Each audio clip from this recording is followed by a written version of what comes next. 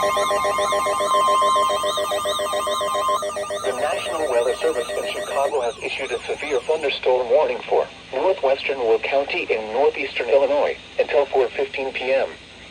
At 3:29 p.m., severe thunderstorms were located along a line extending from near Romeoville to near Minooka, moving east at 20 miles per hour. Hazard, 70 miles per hour wind gusts.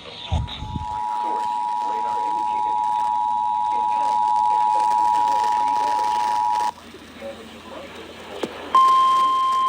Impact, Sandovan, New Lenox, Romeoville, Joliet, Lockport, Homer Glen, at 3:29 p.m., severe thunderstorms were located along a line extending from near Romeoville to near Minooka, moving east at 20 miles per hour. Hazard, 70 miles. Source, radar indicated. Crystal Lawrence and Rockdale. For your protection, move to an interior room on the lowest floor of a building.